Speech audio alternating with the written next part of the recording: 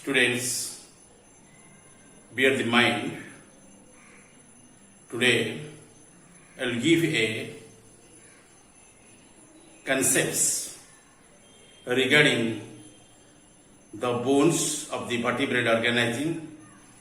In that context, I would like to explain about the vertebral column, which one is called as backbone. In the vertebral column, you find the ring-shaped bones. They are arranging from the antermost part of the body to continue the distal part of the tail. If the organism is a tail-bearing organism, which organism has no tail, it will be ended at the trunk. Let us know about the vertebral column or backbone or spine, which you have noticed at the dorsal side of the organism. Just under the skin it will be remain. And the vertebral column, in case of vertebrate organism, also called backbone or spine, is curved line in the mid-dorsal line of the neck, trunk, and also in tail. In case of human being, it is restricted within the neck and trunk. It is about 70 centimeters long. 70 centimeters long and is formed 26 serially arranged units called vertebrae. Each one is called as vertebra. Numbers of vertebra, aggregatively called as vertebrae, which are remaining within the vertebral column. It constitutes the main framework of the trunk and articulates with skull anteriorly, pectoral girdle and pelvic girdle at the middlemost part, then ribs at the foremost part of the skeleton. In between the vertebrae or vertebrae are cartilaginous intervertebral discs must be noticed. The vertebrae are held together by ligaments which prevent their dislocation but permit a degree of movements making the backbone flexible. Then you know the basic structures of vertebra. If you reveal to the vertebra, it must be ring-shaped bone. Centrally you find one ring is there.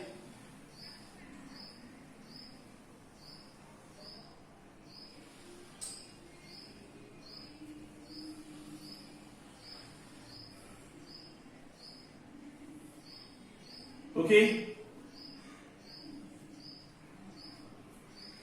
You mark here, more or less the bones of vertebrae are ring-shaped.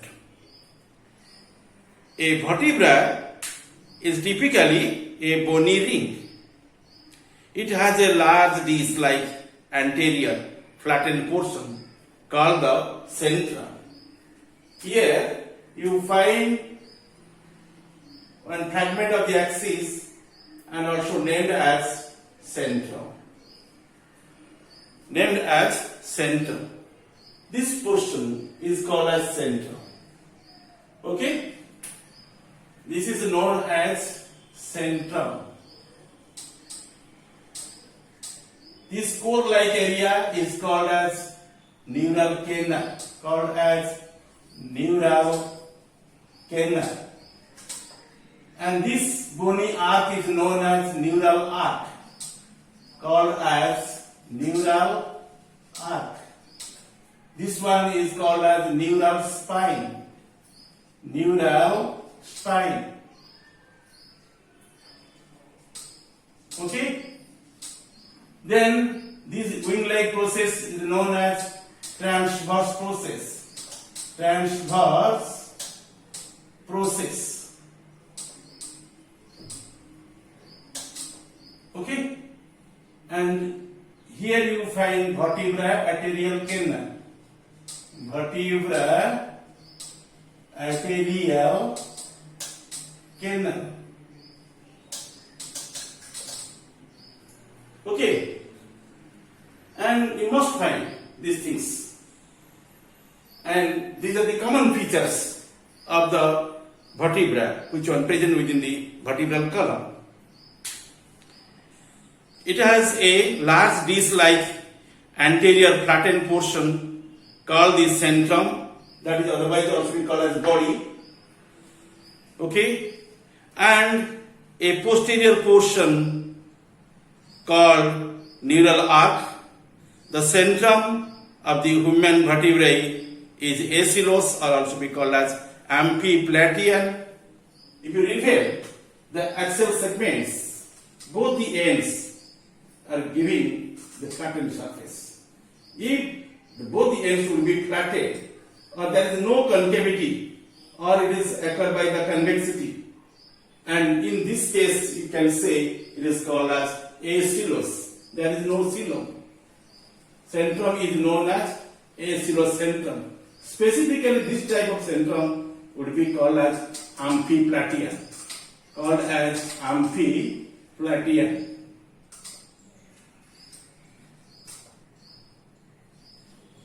Okay, this is known as amphiplatian.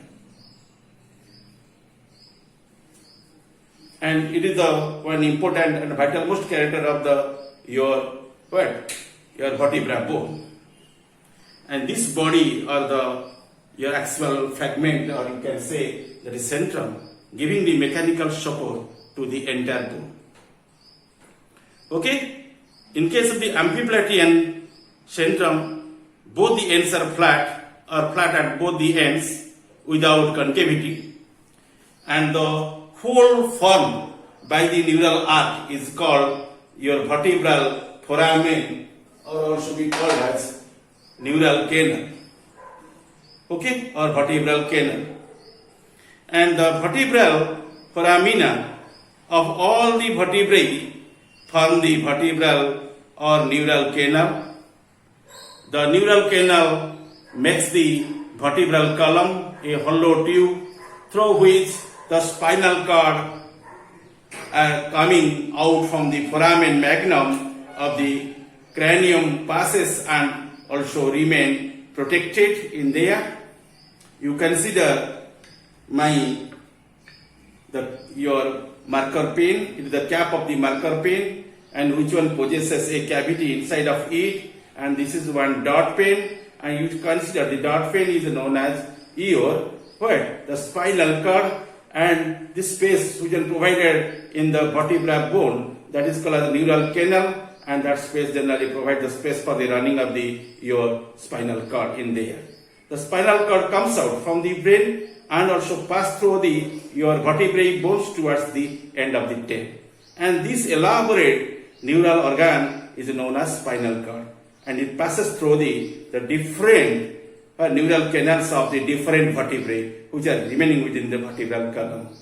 Okay, and you know that the structure actually enter one is known as vertebral column or spine, and you must get the neural canal in each vertebra. Number of vertebrae would be remaining in there, and all the canals aggregatively forming a hollow space for the running of the spinal cord. Okay, and the spinal cord generally traverses through these canals from anterior to posterior. Each neural arc is formed by the two processes by the centrum. One is called as your pedicels. Just you find here, this area will be called as your pedicel. Then at the two lateral sides, you find also the inferior articular process. Okay, and you must find in there these processes. One is called as your pedicels, and other two are called as the lamina, Lamina, lamina, and which are also going to be expanded towards the lateral sides as the name of the transverse processes, named as the transverse processes. Remember, the neural arc gives off the processes to which the muscles are attached, and these processes include a median spine or spinous process, two superior articular processes, and two inferior articular processes, and two transverse processes. You must notice the two transverse processes in this picture. And the vertebrae are grouped into the 5 categories, and on the basis of the regions of the body where they are located. And here I presented one book diagrams to you. You mark here, and this is the skeleton of the human being, and the skeleton of the human being generally comprises skull, and then you find vertebral column, then you find the pelvic girdles and pectoral girdles. Pectoral girdle remains in here, pelvic girdle remains in there, and you find the ribs, and ventral you find the sternum, and these are the bones of your hands, and you find the bones of the legs. Okay, but here the vertebral column is starting from the end of the skull to the end of the pelvic girdle. Okay, and it is traverses through your 5 distinct parts, and you see, and this portion is the neck. Through the neck the vertebral column runs, and the neck otherwise called as cervix, and the bones which are remaining there, they would be called as cervical vertebrae. Likely you find the bones at the thoracic region, they would be called as thoracic vertebrae. If the bones are present in the lumbar region, they are called as lumbar vertebrae. Likely you also find the bones at the sacral region, they are called as sacral vertebrae. Then you find some bones at the coccyx region, they would be called as coccygeal vertebrae. Okay, in these manners the vertebrae bones are distributed, and first of all you find the neck and in the body, and in there you find some bones, those are called as cervical vertebrae. And go through these cervical vertebrae, which generally noticed at the neck region. The number of the cervical vertebrae are 7 in almost all mammals, including the human beings, except the few species like Dungal, which one is called as sea cow. That is one mammal, but it not exhibited the 7 number of bones in the cervical region. In lieu of the 7, you find 6 bones are there. Okay, it is one diversity, and these are present in the neck regions. The cervical bones usually present in the neck region. The first cervical vertebra is known as atlas. Second one is known as axis. Okay, second cervical vertebra is known as axis. After these 2 bones, rest 5 bones are identical. They would be called as typical cervical vertebrae. They would be noticed at the cervical region.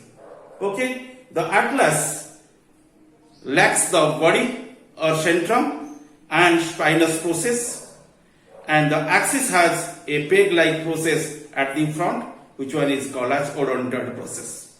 And by possessing by these characters, these bones are quite separated. Atlas is the first cervical bone, and axis is known as second cervical bone. From the position of 3rd to the position of 7, rest 5 bones are called as cervical vertebrae.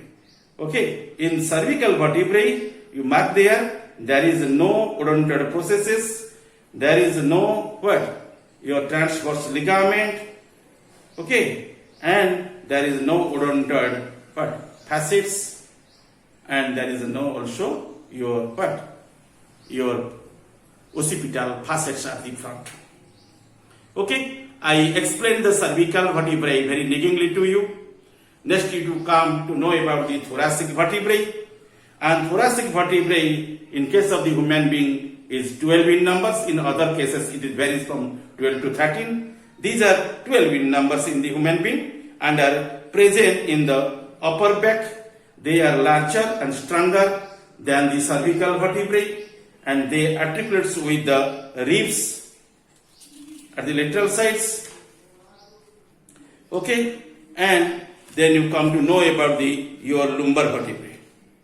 And lumbar vertebrae usually present at the lumbar region, and these are the distalmost part of your trunk or abdomen, and in there you find 5 in number of bones are there and are also located in the abdomen region especially, and they are longest and strongest in the vertebral column. They have large neural spines and transverse processes.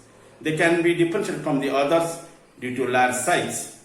Okay, and generally in there you find well differentiated centrum, neural canal, neural arc, neural spines, and also the presence of well differentiated transverse processes. Okay, due to possessing such peculiar characters, these bones would be differentiated from the others. And the next bone is called as sacral vertebrae, and sacral vertebrae number also be 5, and they would be remaining in the united form. They would be remaining within your pelvic regions. You know, pelvic girdle usually forming one cage-like structure or cave-like structure, and so it is called as the pelvic cave. It produces the ample of surface to remaining the bone of the sacrum. And sacrum, when united off, that is called as synsacrum. In there you find 5 number of bones are there. They are united off, and they are also fused in the stage in the adult, not in the baby stage, and forming one structure, and that is called as sacrum. The sacrum lies between the innominate bones of the pelvic girdle. And in female, sacrum is short and wider than in the males. In case of males, sacrum is well differentiated and also long and also narrow. But in case of female, it is short and wider. Okay, and lastly I shall explain you about your coccygeal vertebrae. And coccygeal vertebrae generally remaining after the sacral vertebrae towards the tail, and we people are not tail-bearing organisms. Okay, but in the embryonic stage, tail must be seen in there, coccygeal remaining in the developed stage in that time. But when we are birthed, in that time, the coccygeal growth would be stunted, no tail would be developed in our body. And in there you find 4 number of bones. They are present in the vestigial tail, and they are very small and rudimentary and fused to form a carved triangular bone called as coccyx. Coccygeal vertebrae aggregatively constitute the coccyx, spelling COCCYX, and that is also be called as tailbone. Coccyx points inferiorly in the females, okay, and in males its point is also in anterior, it is very pointed, okay, and in this manner the vertebrae bones are different, place also remain in the different manner, and all these are also be named according to their position of the vertebrae. Okay, let us know about the vertebral formula. Vertebral formula. Vertebral formula. That is shortly said VF. Dental formula is VF and vertebral formula is VF. In VF, first you find the cervical bone. How much bones are there? 7 numbers. C for cervical comprises 7 number of bones. Then you find thorax. In case of human being, you find 12 number of bones. You can write T12. Then you find the lumbar, L for lumbar. It comprises 5 number of bones. Then you find the sacral. Okay, sacral comprises the 5 number of bones, but in united form. It is considered as one bone in adult case. Then after it you find the coccygeal bone, and in there you find 4 bones are there remaining as the united form. It is considered as one bone in case of the adult. You find in the vertebral column of the adult 26 number of bones. 7 plus 12 is 19, plus 5 24, then 1 25, then plus 1 is equal to 26. In total, in case of the adult human being, possesses 26 number of bones in the vertebral column as the number of the vertebrae. Okay, then you know about the curvature or bends. You see the Book diagram. This is one colorful book. In it you find the vertebral column, but you find some curvature and curve in there. The curvatures or bends. The vertebral column of human beings shows the four curvatures. Four curvatures. This is the anteriormost part, this is the distalmost part or posteriormost part. This is the proximal, this one the distal. You see, initially at the neck region you find one curvature is there. This curvature is known as cervical curvature. What is it? It's seen in the neck, so it is called as cervical curvature. Then you find another curvature in the thorax. That is called thoracic curvature. Likely another curvature you have seen, it is well differentiated also towards the lumbar region, that is called lumbar curvature. What is it? Lumbar curvature. Lastly, you find the curvature at the sacral region, that is called as sacral curvature. Okay? In this manner, you find four curvatures in there, and first is known as cervical curvature in the neck region, okay, and directed forward, and thoracic curvature next one, and it is present at the thoracic region, directed backwards. Then you know about the lumbar curvature in the abdominal region, directed forwards. Next, you find the sacral curvature in the pelvic region, they are directed backwards.